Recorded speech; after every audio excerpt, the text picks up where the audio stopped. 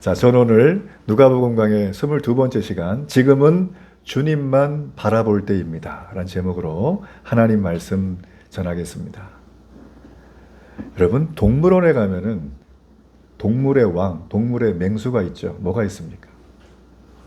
예, 사자가 있어요. 오죽하면 라이온 킹이 있어요. 그죠? 여러분이 사자를 동물원에서 보면 사자가 동물원 그 우리 안에 갇혀서 보통 어떻게 하고 있어요? 날카로운 이빨을 확 들어들면서 막 발톱을 들고 막 일어서 가지고 2m가 넘는 막 이렇게 합니까? 아니면 쭉 늘어져 있습니까? 보통 자고 있죠. 저는 사자가 움직이는 거 거의 못 본 것 같아요. 동물원 가서 그냥 늘어져 계시거나 물에 발 담그고 있거나 나무 그늘 밑에서 꼬랑지 흔들거나 뭐 이 강아지도 아니고 이게 활동성이 없는가? 여러분, 사자가 왜 라이언 킹인데, 그죠? 왜 그렇게 축축 늘어져 있을까요?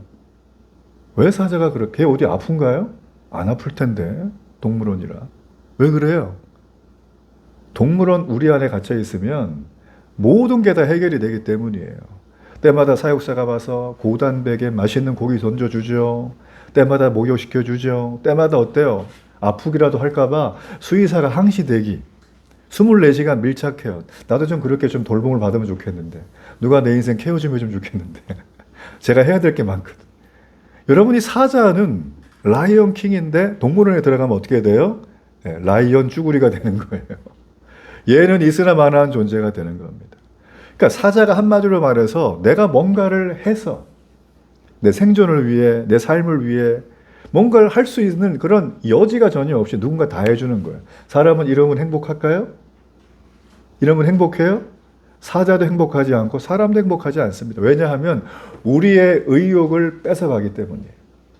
지난 20세기 전 세계 절반을 붉은 물길로 물들게 했던 공산주의 이데올로기가 왜 망했습니까?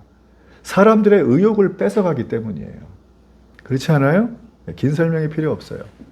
우리가 세상을 살아가면 인생을 고통스럽게 하는 요인이 많아요. 어떤 사람은 가난 때문에, 어떤 사람은 질병 때문에, 어떤 사람은 관계 때문에, 어떤 사람은 정말 너무나 이 강한 자의 억압이나 물리적인 힘 때문에 눌려서 사는 것들이 많습니다.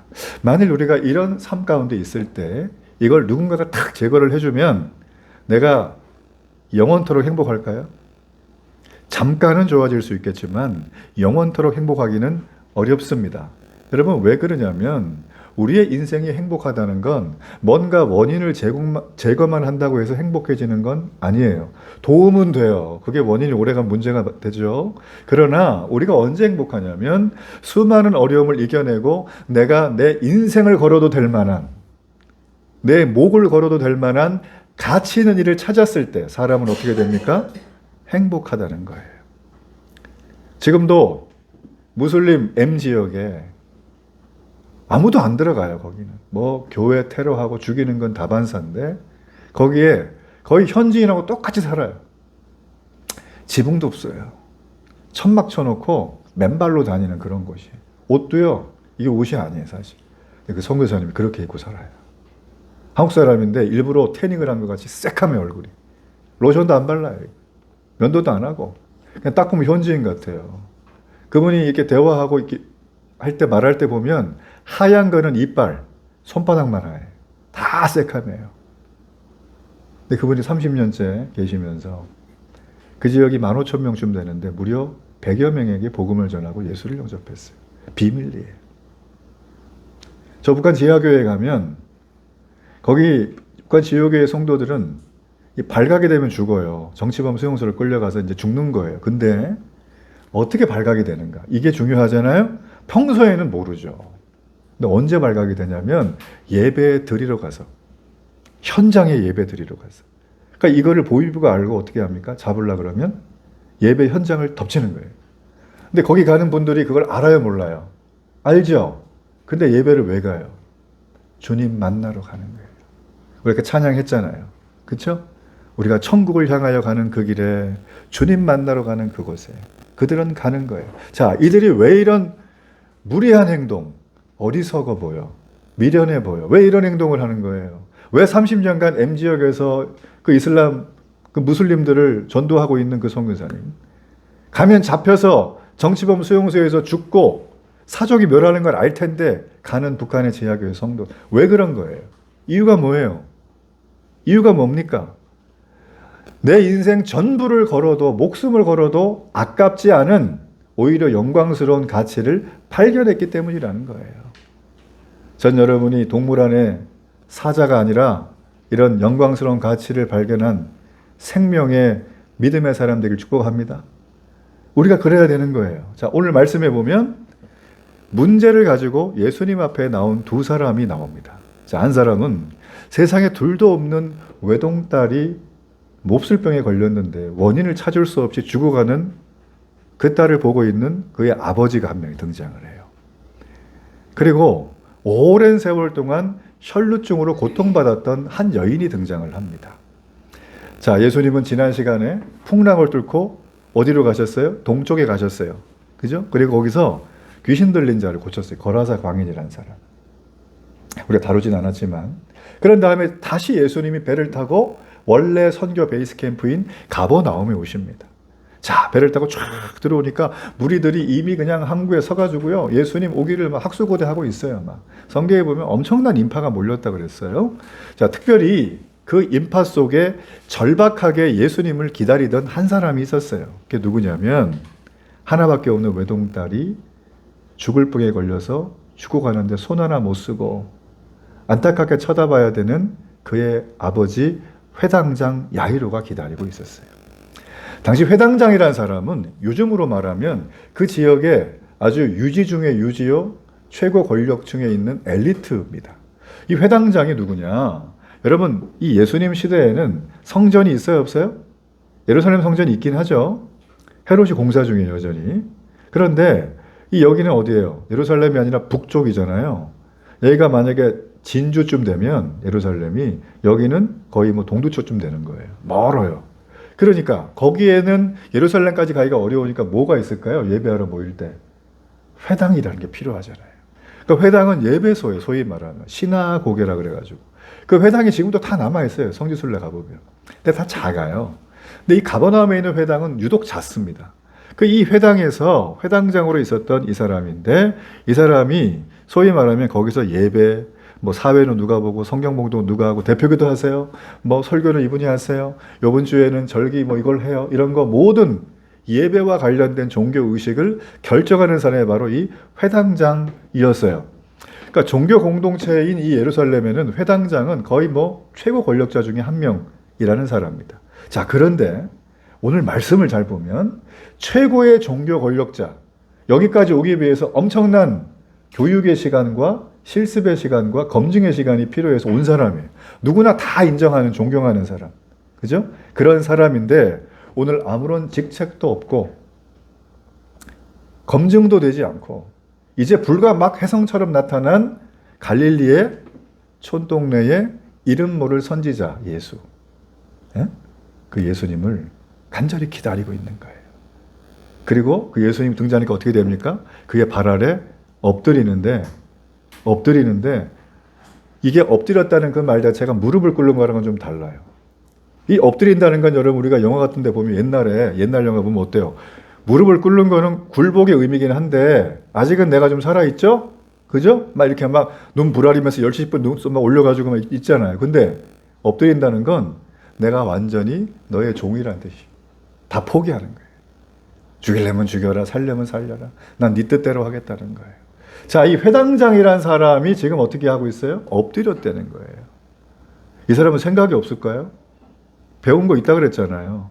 권력이 없어요, 돈이 없어요, 뭐가 없어요. 다 있어요. 우리가 너무나 좋아하는 있어 보이고 잘난 척 해도 되고 잘난 척 끝까지 해도 되는 그런 사람이에요.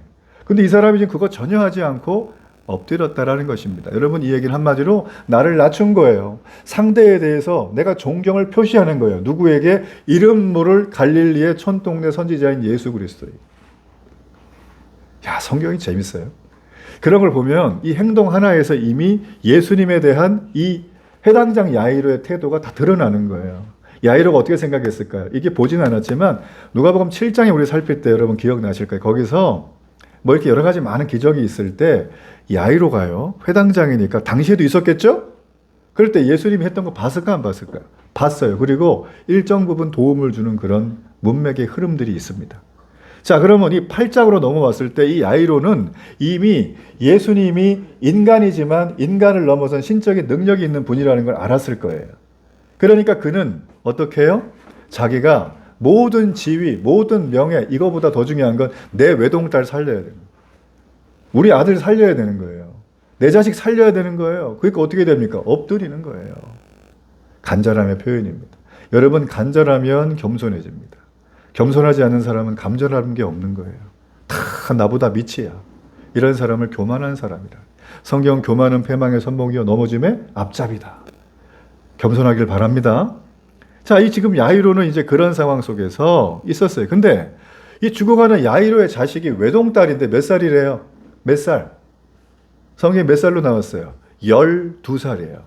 여러분 12살이면 애기죠. 뭐 초등학교 5학년? 근데요, 이때 당시의 정서는 12살이면 월경을 해요. 그럼 어떻게 돼요? 결혼할 수가 있어요. 지금 이 12살 된 딸은 당시의 문화로 보면 어린아이, 지금 보면 어린아이인데 당시의 문화로 보면 결혼 정년기의 여인으로 이제 막 데뷔를 한 상태예요. 근데 어때요? 이 딸이 지금 죽을 병에 걸렸다. 원인을 몰라요. 뭐 이분이 뭐 별의별 병원을 안 가봤겠어요? 치료법을 안 써봤겠어요? 다 해봤겠죠. 안 되는 거예요, 지금 현재.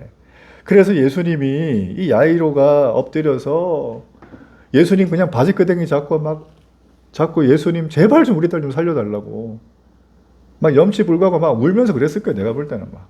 그렇지 않겠어요?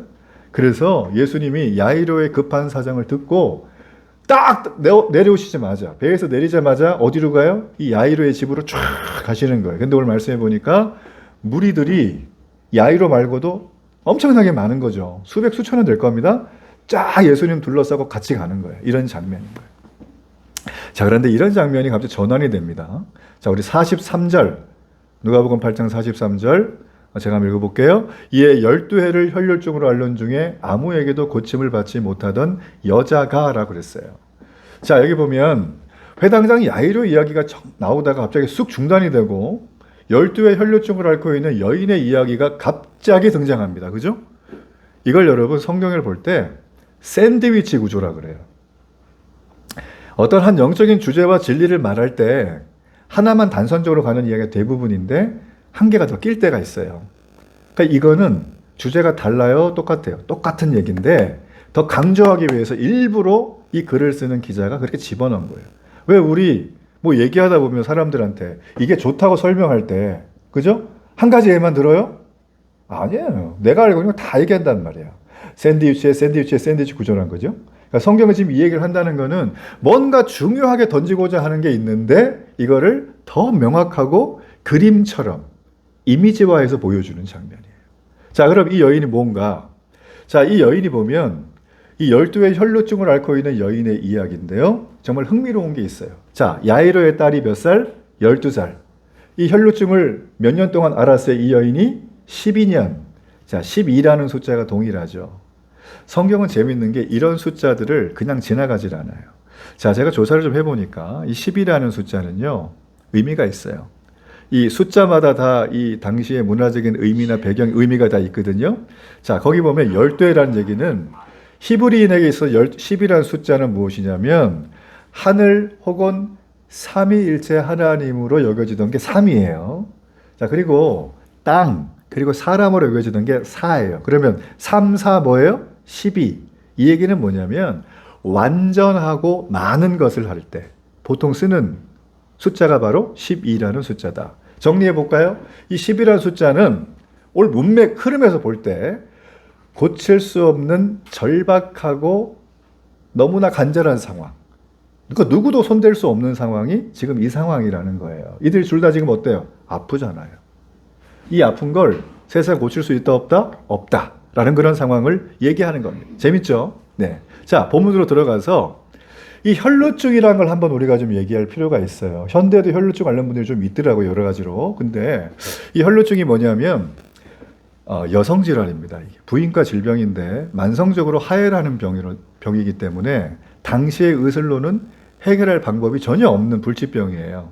자, 이렇게 하혈을 많이 하는 여성의 경우에는 보통 심한 빈혈이 걸리게 됩니다. 심한 빈혈이 걸리게 되면 이게 뭐 어지러운 정도를 넘어서서 아주 급작스럽게 노화 현상, 노쇠 현상이 나타나요. 피부가 쭈글쭈글해지고 검해질 뿐만 아니라 또 조금만 움직여도 숨이 차고 머리카락과 손톱이 빠지기도 하고 힘이 전혀 없고 뭐 이런 거죠. 자, 이 여인은 이 12년간 이 혈루증 때문에 육체적인 고통을 이루 말할 수 없이 겪었을 거라는 겁니다. 그리고 여러분, 이게 또 냄새가 나잖아요. 피 냄새가. 그러니까 옷을 어떻게 해야 돼요? 하루에 한 번만 입겠어요? 여러 번 갈아입어야 되는 거예요. 여러분, 당시의 옷이라는 건 우리로 말하면 뭐 몇 개월 입는 게 아닙니다. 속옷이 딱 하나 있어요. 예. 베네 쪼고리 같이 그냥 통짜로 짠 게 있어요. 그걸 입고, 남자들 다 똑같아요. 대부분 다. 입고 겉에는 겉옷을 입어요. 겉옷은 이불이 되기도 해요. 낮에는 시원하게 그늘이 되니까 그늘 맞으면 시원하거든요. 그리고 밤엔 추우니까 덮는 용이에요. 그러면 속에 있는 이 속옷도 준비를 해가지고 다녀야 되겠죠. 그러니까 이 여인의 일상생활이 얼마나 힘들었겠어요. 그 당시 옷 한 벌은 거의 뭐 월급 이상의 어떤 값어치를 지닌 겁니다. 요즘처럼 쉽게 뭐 그냥 구할 수 있는 게 아니에요. 그러니까 이 여인이 좀 이렇게 물질적으로 부유했다면 12년 동안 어땠을까? 지금 아마 남아있지 않을 거예요. 이런 것들. 그러니까 육체적인 고통이 너무나 심했다. 뿐만 아니라 이 여인이 지나가면 사람들이 막 눈총을 주는 거예요. 그러면 정신적인 고통이 오겠죠? 그래서 이중적으로 괴로운 세월을 보냈을 것이다. 그도 그럴 것이 이 혈루병이라고 하는 증상은 당시 율법으로 보면 부정한 병으로 분류가 돼요. 그래서 이 여인을 만지는 것도 부정하다고 여겼어요. 뿐만 아니라 이 여인은 성전에 들어갈 수가 있다 없다? 못 들어가는 거예요. 그러니까 제가 이제 이 여인에 대해서 묵상을 해보다 보니까 이 여인이 인간적으로 너무 좀 불쌍해 보이는 거예요. 이 여인이 잘못이 뭐가 있어요? 아무것도 없어요. 그냥 내가 병을 앓고 있는 중병 환자인데 도움을 전혀 받지 못한 채 있었다. 오늘 본문에 보니까 이 여인의 이름이 등장을 합니까? 안 합니까? 안 하죠. 어떻게 나왔어요? 아무에게도 고침을 받지 못하던 여자라고 그냥 표현만 나와 있는 거예요. 근데 이게 마가복음에 보면 많은 의원이라는 단어가 언급이 되어 있습니다. 의원, 의사를 말하는 거예요. 자, 정리를 해볼까요? 이 여인이 12년 동안 이 병을 고치기 위해서 얼마나 많은 병원의 의사의 좋은 거에 다 해봤겠어요. 근데 어떻게 됐어요? 다 소용없더라. 가산만 탕진했더라. 몸과 마음이 더 괴로워졌을 뿐이다라는 것입니다. 갑자기 등장한 이 여인의 상태가 오늘 성경은 더 이상 소망을 가질 수 없는 상태. 나 죽고 싶다. 뭐 이런 생각 있잖아요. 내일 되도 나 불러주는 사람도 없고 가도 환영도 안 해주고 돈도 못 벌고 살아있는데 죽은 것 같고 그런 사람들이 주변에 있어요 없어요? 있어요. 현대에도 보면 고독사하는 노인들 아마 이런 마음이 클 것 같아요. 그뿐 아니라 살아가면서 소망을 갖지 못하는 우리 청소년들, 소년, 소녀, 가장들 그죠? 그리고 외국인 노동자들 같은 경우 혼자 계신 분들, 탈북하신 분들 얘기 들으면 또 그런 얘기도 있고 그러니까 지금 현대판 이 혈루병으로 고생하고 있는 수많은 다양한 부류의 사람들이 지금 이 시대의 우리와 함께 살아가고 있는 게 오늘의 현실이라는 것입니다. 자, 이렇게 이런 이 여인이 너무나 자신의 불행한 처지 때문에 오늘 여기 말씀에 보면 예수님이 가버나움에 왔다는 소문을 이 여인도 들었어요. 그러니까 예수님 만나야 되겠죠? 그래서 이 여인이 예수님 만나러 가는데 어떻게 하냐면 44절에 보니까 예수님께 딱 나가서 예수님 짠! 이게 아니라 어떻게 하냐면 예수님 뒤로 싹 사무라이 같이 가가지고 닌자인가 봐. 가가지고 싹 가서 예수님을 만지는데 몸을 만진 게 아니고 이 당시 옷에 보면 이렇게 수술이 막 달려 있어요. 옷술들이. 이걸 살짝 만진 거예요. 보니까 예수의 뒤로 와서라고 돼 있죠. 예수의 뒤로 와서. 여러분이 예수의 뒤로 와서라고 하는 이 표현이 전 너무 찡해요. 왜 그러냐면 이 여인은 공개적으로 예수님 짠 하고 나올 수가 있어요 없어요? 없어요. 사람들이 저 병자, 사회적 낙오자, 쟤는 예배도 못 드려. 쟤는 그냥 부정한 애야.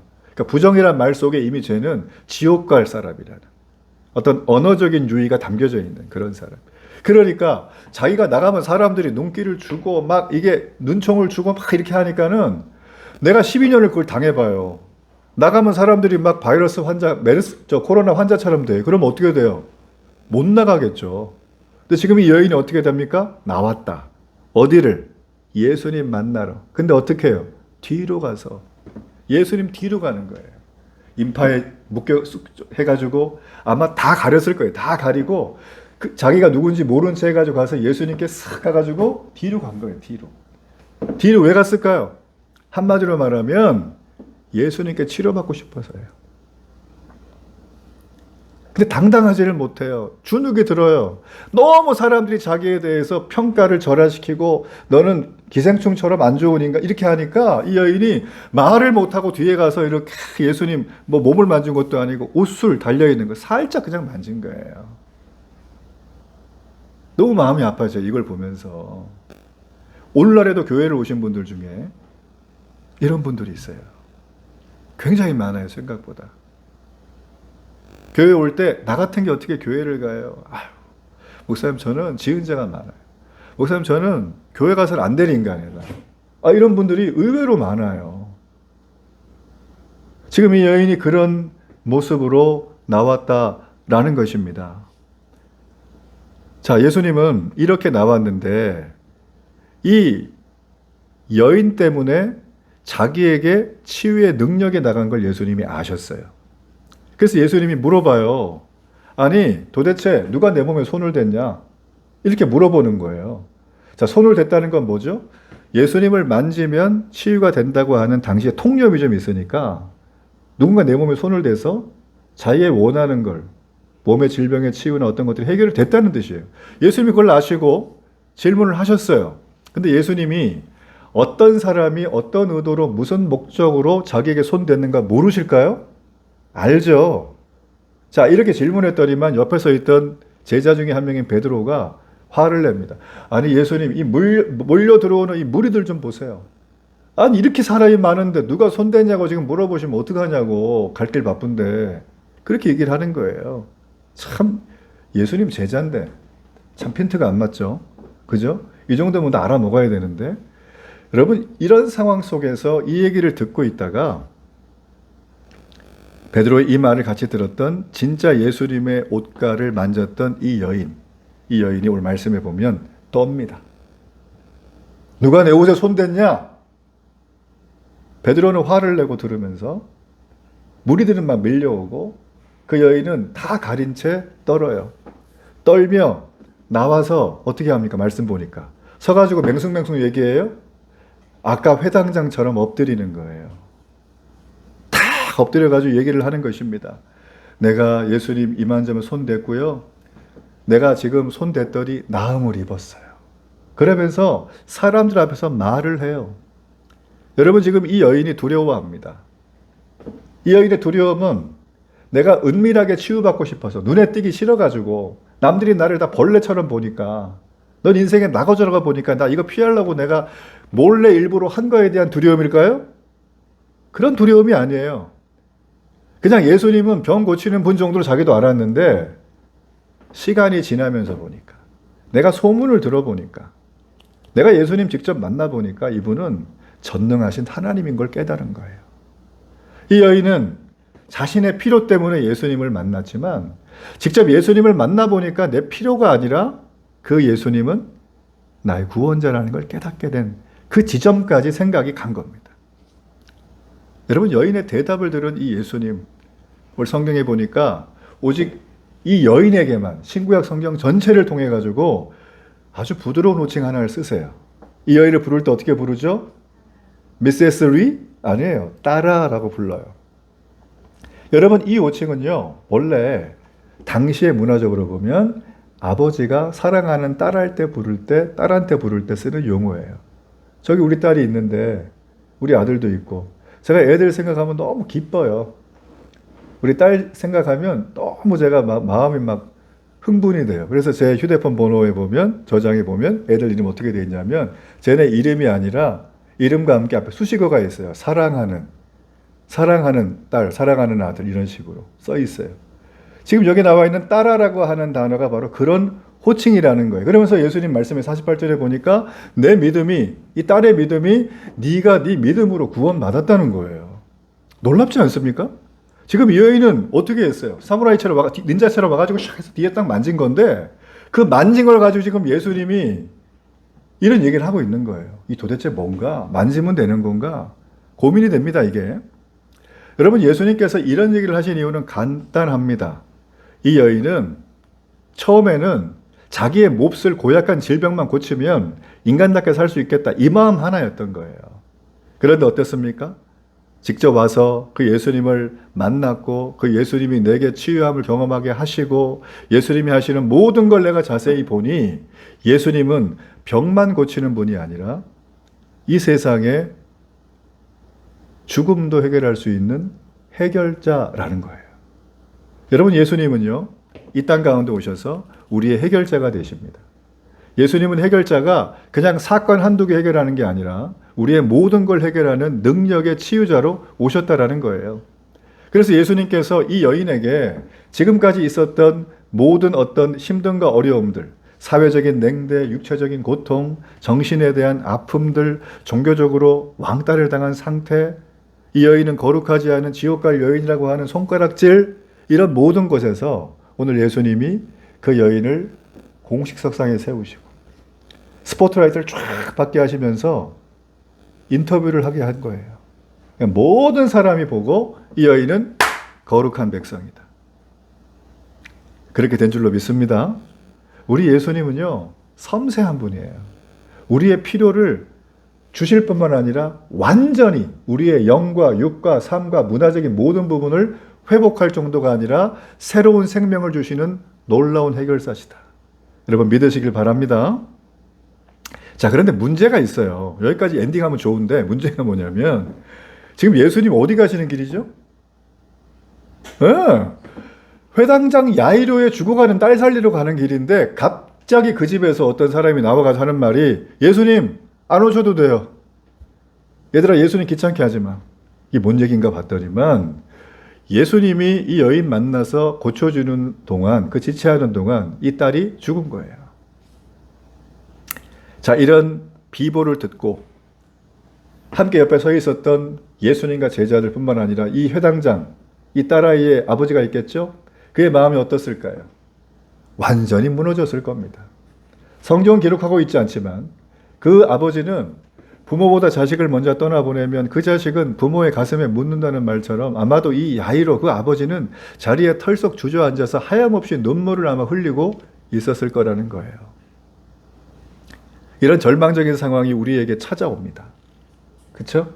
이런 절망적인 상황이 내가 예기치 않았지만 나를 덮쳐올 때가 있어요. 그럴 때 예수님께서 야이로에게 어떻게 말씀하시는가?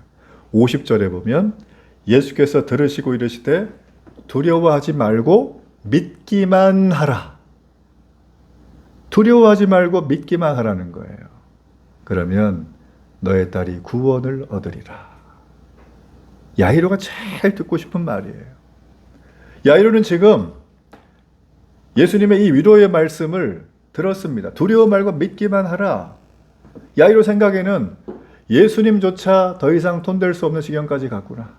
내 딸이 죽었으니 더 이상 예수님 모시고 가봐야 소용이 없겠네. 이런 생각이 확 들어왔을 때 우리 주님은 이런 절망이 자리 잡지 못하도록 두려워 말고 믿기만 하라고 하십니다.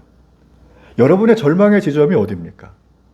내가 어떤 지점에 가면 절망을 합니까? 그거 익숙하게 하는 거 있죠? 내가 이럴 때 절망이 돼요. 제가 어저께 우연히 그 오징어 잡이배를 봤어요. TV에서. 오징어 잡이배는 저는 그냥 이렇게 막 고등어나 막 꽁치 잡는 것처럼 그물을 확 던져가지고 확 하는 줄 알았는데 그게 또 아니대요. 모르겠어요. 다행히 자세히 모르겠지만 낚시로 잡아요. 이렇게 둥글둥글한 거 있죠, 이거. 뭐라 물레라 그러나? 여기다가 이렇게 줄을 쫙 내려요. 수심한 100m 넘게까지. 근데 한 사람이 앉아가지고요. 이 물레 밑에는 물통이 이렇게 잡으면 보관할 그게 있고 아무것도 없어요. 이거 돌리더라고요. 난 저걸 기계로 돌리면 되지 왜 손으로 돌리나 봤어요. 근데 이게 낚시래요.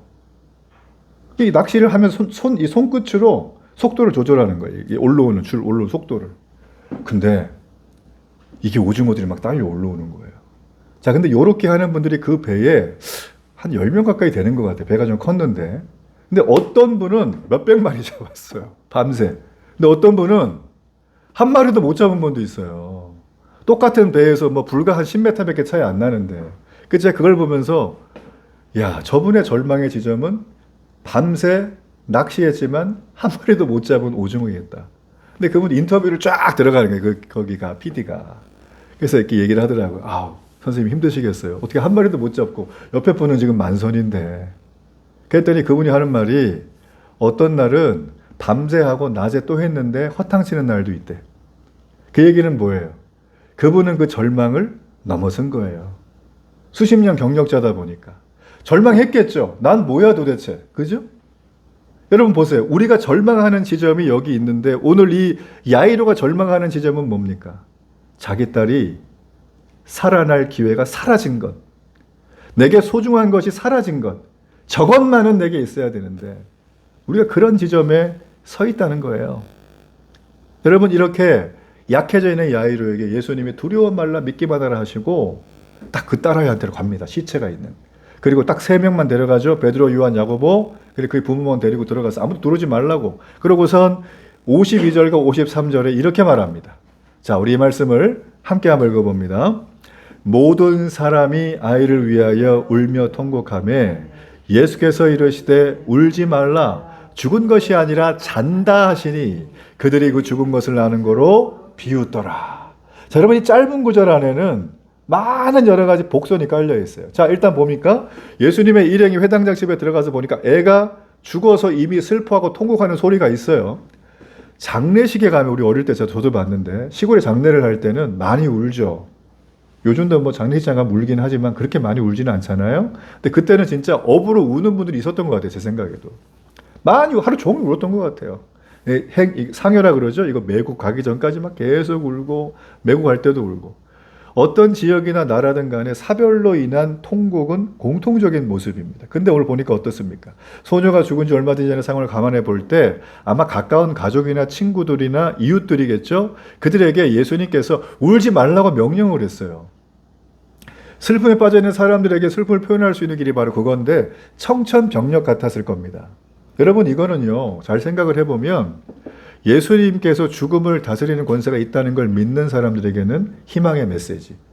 근데 이 반대의 사람들에게는 뭐야 이거? 이런 메시지가 되는 거예요. 자, 여기 보면 죽은 것이 아니라 잔다라고 했죠?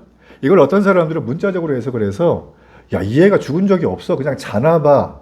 라고 이렇게 문자적 해석을 하는 분들이 있는데 그건 틀린 얘기입니다. 이 잔다라는 표현은 성경에서 보면 보통 사람이 죽었을 때 쓰는 표현이 잔다라는 표현이에요. 죽은 나사로 잔다 그랬죠? 근데 정말 죽은 거잖아요. 마찬가지로 지금 이 아이도 잔다라는 표현은 죽어 있다는 것입니다. 자, 여기 보게 되어지면 이렇게 잔다라고 말씀하신 건 어떤 의미가 있을까? 우리 생각을 해봐야 되는 거예요. 굳이 죽었는데 왜 잔다라 그럴까? 이유는 딱 하나입니다. 예수님은 죽은 자도 마치 자다가 깨는 것처럼 쉽게 살리시는 거예요. 예수님이 우리의 절망의 주제인 죽음을 넘어섰다면 그 어떤 것도 우리는 이 땅을 살아가며 절망 가운데 있을 주제가 없다. 예수님은 우리에게 잠을 자는 사람처럼 쉽게 살릴 수 있다는 걸 무리들에게 보여주는 거예요. 욕을 먹어가면서 비웃었다 그랬잖아요. 예수님 말씀하신 54절에 보니까 아이야 일어나라 그럽니다. 이게 원래는요 달리다굼이에요. 들어보셨어요? 달리다굼? 달리다굼? 이게 이제 다른 마가복음에 보면 있는데 이게 원래 아람어고요. 여기 나와 있는 건 헬라어로 번역이 돼서 아이야 일어나라로 바뀐 거예요. 달리다굼 유명합니다. 자, 그런데 여러분 이 달리다굼 아이야 일어나라 이 말은 원래 늦잠 자는 애들한테 어머니가 가가지고 얘야 밥 먹어야지 학교 가야지 할 때 부드럽게 하는 표현이 아이야 일어나라 이 표현입니다. 여러분 잘 보세요. 이 모든 걸 통해서 뭡니까? 지금 이 아이에게는 그의 아버지에게는 죽음이라고 하는 걸 딱 맞닥뜨렸단 말이에요. 다 심각해서 다 울어요. 더 이상 소망이 없어요. 얘는 그냥 땅에 묻히고 끝이에요. 근데 예수님 어떻습니까? 얘는 죽은 게 아니고 자는 거야. 내가 깨우러 갈게. 아이야 일어나 달리다굼. 데살로니가전서 4장 16절 말씀을 보십시오. 주께서 호령과 천사장의 소리와 하나님의 나팔 소리로 친히 하늘로부터 강림하시니 그리스도 안에서 죽은 자들이 먼저 일어나고 라고 되어 있습니다. 여러분, 예수 안에 있는 성도들에게 죽음은 절망이 아니라 자는 거예요. 예수 안에 있는 성도들에게 죽은 자들은 예수님 다시 오실 때 불러서 일으켜 세우는 거예요. 우리는 죽으면 무섭고 두렵고 공포스럽고 그 뒤로는 끝이라고 여기지만 주님은 그렇게 말씀하지 않습니다. 너 잠깐 자는 거야. 여러분의 두려워하고 절망하는 지점이 무엇입니까? 주님 말씀합니다. 아이야, 일어나라. 여러분 일어나시길 축복합니다. 자, 오늘 이렇게 이야기가 8장 전체에서 마무리가 돼요. 이 8장을 쭉 보면 4번의 기적이 연속으로 나타납니다. 첫째, 풍랑을 잠잠케 하신 주님. 또 하나, 귀신 들린 사람을 고치셨어요. 저기 가셔서. 그리고 오늘 혈루병 여인 고쳤죠. 그리고 죽은 아이를 살렸어요. 그렇죠? 예수님은 이 4가지를 스트레이트로 쫙 하셨어요. 이게 지금 뭐 긴 시간이 아니에요. 자, 이 누가복음을 쓴 누가는 이렇게 이거를 구성을 하고 연출을 하는데 뭔가 의도가 있었을 거예요. 그냥 괜히 쓰진 않았겠죠? 왜 이렇게 썼을까? 제가 생각해 보세요. 왜 이렇게 썼을까? 왜 8장 전체 길게 써가지고 여기다가 4개의 기적을 다 집어넣었을까? 좀 잘라서 넣든지 내용도 긴데 저는 이걸 보면서 어떤 생각이 들었냐면 누가의 관심이 어디 있냐라는 거예요. 예수님이 옷을 만진 여인의 믿음, 아주 훌륭한 믿음이죠. 딸아이를 살리기 위해서 회당장이 엎드려가지고 예수님께 구했던 간구, 절박함, 이것도 대단한 믿음입니다. 근데 그들이 여기에 주인공인가요? 누가는 주인공이 누군지를 알려주는 거예요. 누가는 말합니다. 이 사람을 보라는 거예요. 풍랑을 잠잠케 하신 그분을 봐라.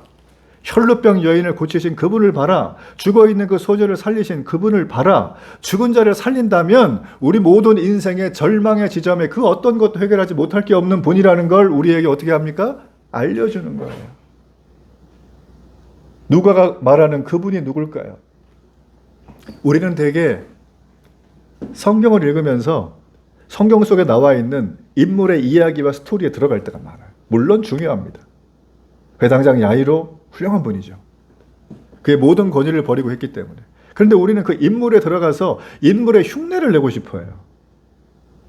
우리 왜 아이돌 좋아하면 아이돌 흉내 내고 유행 타면은 막 SNS 본다에 막 따라 하잖아요. 그게 나쁜 건 아니에요. 좋은 것도 아니고 그냥 그런 거예요. 근데 우리는 성경을 볼 때도 그렇게 봐요.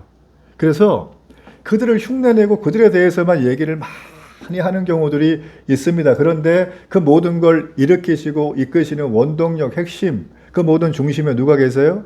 우리 주 예수 그리스도가 있는 거예요. 누가는 이 사건을 통해서 우리가 믿는 그 예수님이 어떤 분이다? 이런 분이다. 풍랑을 잠잠케 자연을 정복하지. 죽은 자를 살리신, 죽음을 넘으신 분. 혈루병 여인, 사회적으로 냉대받고 종교적으로 박탈당하고 인생에 소망이 없는 그 여인을 일으킨 분. 그분이 바로 나의 주님이라는 거예요. 믿어지십니까? 주님은 그런 분이에요. 그래서 누가의 관심은 뭔가? 첫째도 주님이고 둘째도 주님이라는 거예요. 여러분, 주님을 만난 분들은요, 내가 누구한테 처음 예수님 소개받았든지, 신앙생활 이렇게 하는가 이런 방법을 배웠든지, 누구에게 어떻게 하면 내 믿음이 좋아지는가를 배웠든지 간에 주님을 진짜 만난 분들은 이걸 내 걸로 소화합니다. 이걸 전문용어로 창조적 신앙이라 그래요. 제가 이분 얘기만 하고 마칠게요. 생명의 떡 오직 예수라는 책이 있습니다. 그 책을 한번 꼭 보기를 바랍니다. 절판되긴 했지만. 여기 보면 이 저자가 나중에 목사님이 돼요. 원래는 이 책의 저자가 거듭된 실패 때문에 20대 때 이미 알코올 중독자가 되고 세상에 소망이 없고 온갖 나쁜 짓은 다 하는 분. 근데 이분이 아내의 간곡한 요청에 의해 가지고 부흥회에 끌려갔다가 그날 회심을 해요. 이게 1980년대 일이에요. 그래서 이분이 변화가 됩니다. 그리고 전국을 돌아다니며 10년 동안 순회 전도를 하고 사업체를 정리한 다음에 서울에 노숙자 있죠. 서울역 앞에. 가가지고 8년 동안 먹고 자면서 같이 그들 돌봐주는 센터도 하고 서울 경기도 일대를 돌아다니면서 노숙자들 다 케어하는 그런 일을 하고 나중에는 아프리카 가서 또 아프리카 또 아이들 고아들 집도 지어주고 또 파키스탄 옛날에 지진 났을 때 가서 1.7평짜리 집을 모듈 하우스를 30분 만에 만드는 공법을 만들어 가지고 전해주기도 하고 본인이 섬기고, 그리고 이 단체에 들어가면 지금도 재해나 어떤 구호가 필요한 지역 가서 약 6만 명 정도의 식사를 준비할 수 있는 모든 시설을 준비해 놨어요. 그냥 사건 터지면 가는 거예요. 해외든 어디든. 자, 이런 일을 하는 목사님입니다. 근데 원래는 그렇지 않았던 분이에요. 자, 근데 이분이 쓰신 이 책에 보면 정말 리얼한 스토리가 있어요. 주님을 만난 사람은 이렇게 사는구나. 자, 이 책에 보니까요, 한 사람이 등장을 하는데 이분이 부산 사람이에요. 근데 부산 살다가 서울에 결혼하고 올라와서 건설 공사 현장에서 일을 했는데 큰 현장에서 사고가 났어요. 3명이 즉사를 하고 자기만 하반신 마비로 입원을 한 거예요. 절망이죠, 젊은 사람이. 근데 병간호 하던 아내가 와가지고 3개월 동안 하다가 옆에 다른 남자 환자하고 눈이 맞아가지고 도망을 갔어요. 리얼이에요, 리얼. 그러니까 이 병원 저 병원 다니면서 찾아보고 치료받고 하면서 있는 돈 다 날리고 페인처럼 살기 시작한 거예요. 복수에 이글거리면서 내가 만나면 내가 죽이리라. 그 복수에 해서 전국을 돌아다니다가 어찌어찌 하다가 서울역까지 흘러 와가지고 그 서울역에서 이때는 이분이 목사님이 아니었어요. 이분을 만난 거예요. 만나가지고 술이 잔뜩 취해가지고 소리 지르면서 이렇게 질문을 하더래요. 나 같은 페인도, 나 같은 이런 병자도 예수님 만나면 변화될 수 있습니까? 왜냐하면 이 분이 노숙자들에게 이렇게 해준 다음에 밥만 준 게 아니라 밥만 주면 똥만 싼다고 밥과 함께 날마다 설교를 해요. 복음을 전해. 짧게라도. 그 들어야지 밥 주는 거예요. 그걸 듣고 밥을 먹은 다음에 술이 취해가지고 이 사람이 그 얘기를 하는 거예요. 그랬더니 이제 이분이 올 때가 왔다 그래가지고 이렇게 얘기해 줬대요. 나는 당신보다 10배, 100배는 더 꼴통이었다. 예수 믿고 근데 내가 새 사람이 됐다. 나는 안 돼도 예수님은 된다. 나는 안 돼도 예수님은 된다. 나는 안 돼도 예수님은 된다는 거예요. 이분의 살아있는 얘기를 듣고 이분이 어찌어찌 해서 그때 목사님 아니셨어요? 어떤 선교회를 만드셔가지고 거기서 예배를 드리는데 이분이 매일 예배 드리는데 거기로 오시기 시작을 했어요. 어느 저녁이었어요. 하반신 마비고 날이 더우니까 얼마나 힘들어요. 그쵸? 와가지고 나가는 거 다 도와줘야 되고. 근데 이분이 그날 예배를 드리다가 거기서 성령을 체험했어요. 회심을 하게 된 거예요. 그러고 나서 이분이 하반신 마비가 그날 체험하면서 고침을 받습니다. 그 뒤부터 좋은 일이 벌어지는데 복수하는 마음이 사라지고, 그리고 정말 전 부인보다 100만 배는 이쁜 여자를 만나가지고 믿음의 가정을 꾸렸어요.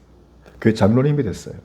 그리고 이분이 하나님의 받은 사랑이 너무 크니까 자기 하던 사업을 다 정리를 하고 사랑의 집이란 걸 만들어서 똑같이 이 목사님과 함께 이걸 하는 거예요. 그리고 나서 은퇴 선교사님과 목사님들이 너무 사는 게 힘드시니까 그분들 도와주겠다고 지금 또 하나 만들어서 하고 계신다는 거예요. 자, 여러분 보세요. 내 안에 예수님을 주인으로 모신 사람들은요, 누구 거 흉내내고 누구 거 듣고 배우고 이러지 않고 창조적 신앙이 되는 거예요. 물론 우리가 처음 교회를 다니고 초신자 때는 배워야 합니다. 말씀을 듣고 배우고. 근데 이걸 흉내만 내다가 안 되면 저분은 되고 나는 안 되네. 이러면서 교회를 떠나는 분들이 간혹 있는데 그러면 안 된다는 거예요. 하나님은 우리 각자에게 뭘 주셨다? 사명을 주셨다. 우리 각자에게 뭘 주셨다? 할 일을 주셨다. 그걸 위해서 하나님 우리 모두에게 물권도 영권도 사람도 다 허락하시는 거예요. 믿어지십니까? 이분이 살아서 이렇게 간증을 하는 걸 제가 볼 때 제 가슴이 뜨겁더라고요. 오늘 여기 나와 있는 12년 혈루병 앓았던 여인, 그리고 자기 딸이 죽은 줄 알고 절망했던 그 아버지, 풍랑 때문에 죽게 생겼던 제자들, 거라사에 있던 귀신 들린 사람, 다 절망이잖아요. 우리는 절망의 지점이 있다는 거예요. 저도 있어요. 다 있어요. 그러나 이 절망의 지점을 내 속에서 새키는 게 아니라 병됩니다. 그러면 우리 주님께 가지고 오기를 바랍니다. 나는 안 되지만 예수님은 된다. 여러분, 오늘 이 시대는 사람들이 나도 될 거라고 하는 막연한 기대 가운데 소위 말하면 인생을 갈아넣고 있어요. 그거 해야죠. 그러나 주님과 함께 하시길 바랍니다. 지금 우리가 해야 될 건 뭡니까? 지금은 주님만 바라볼 때예요. 우리 결단해야 됩니다. 우리 마음에 내가 오늘 주님만 바라보고 믿고 따라가야 되는데 내가 어떻게 해야 될까? 난 오늘부터 하리라. 여러분, 이런 결정이 여러분에게 있기를 주의 이름으로 축복합니다.